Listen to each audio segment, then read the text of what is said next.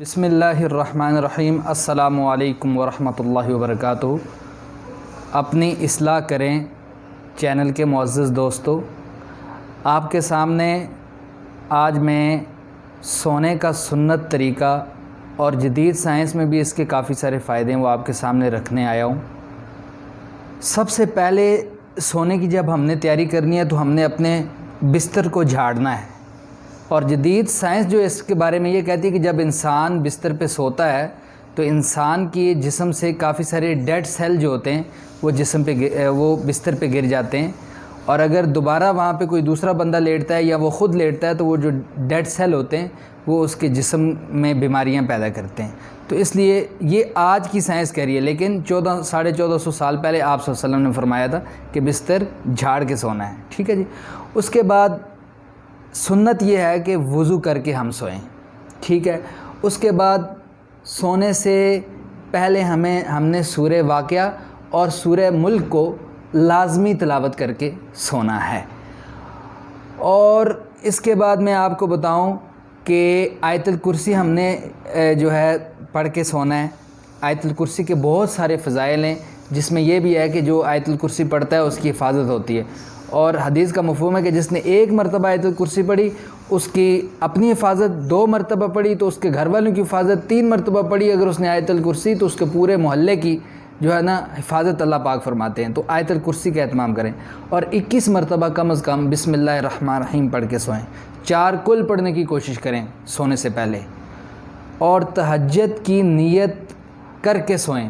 اور سب سے امپورٹنٹ بات یہ کہ اپنے دل کو صاف کر کے سوئیں۔ اپنے دل کو صاف کر کے سونے سے کیا مراد ہے کہ سب کو معاف کر کے سوئیں۔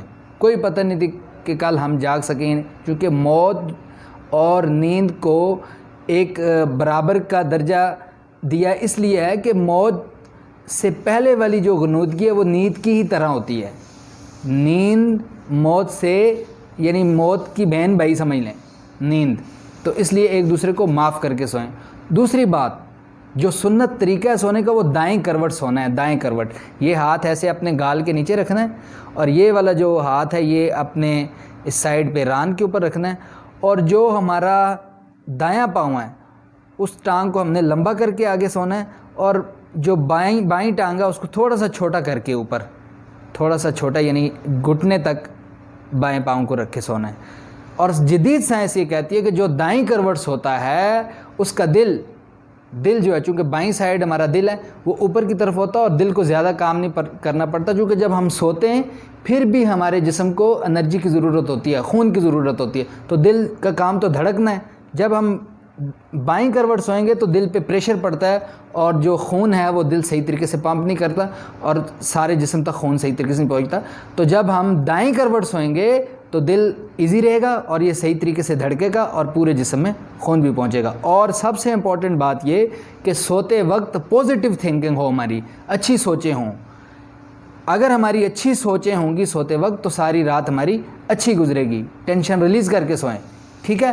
اور سب سے بہترین تھنکنگ یہ ہے کہ ہم قرآن پاک پڑھ کے سوئیں، ذکر کرتے ہوئے سوئیں۔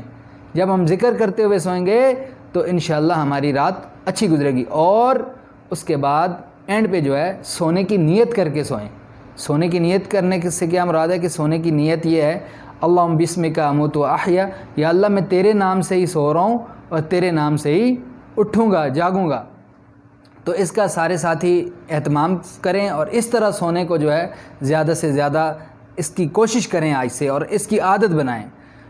اور اس کے بعد میں آپ بتاؤں کہ بیڈ ہیں، چارپائی ہیں، سب چیزیں، لیکن اگر ہم نیچے سوئیں گے تو وہ زیادہ فائدہ مند۔ آپ صلی اللہ علیہ وسلم نیچے سوتے تھے۔ اب جدید سائنس یہ کہتی ہے کہ جو شخص نیچے سوتا ہے سارا دن چل چل کے رگڑ سے جو ہے کرنٹ پیدا ہوتا ہے، انسان کے جسم میں ارتھ ہوتا ہے، اور جب انسان کی پیٹھ نیچے لگتی ہے تو وہ جو ارتھ ہوتا ہے وہ زمین کا کام ہی یہی ہے، کرشش ثقل ہوتی ہے زمین کے اندر، اور وہ جو ارتھ ہوتا ہے اس کو چوس لیتی ہے، ساری تھکاوٹ ختم ہو جاتی ہے۔ تو کوشش کریں کہ نیچے ہم سوئیں۔ مجھے امید ہے کہ یہ ویڈیو آپ کو بہت اچھی لگی ہوگی۔ وما علینا البلاغ المبین، والسلام علیکم ورحمۃ اللہ۔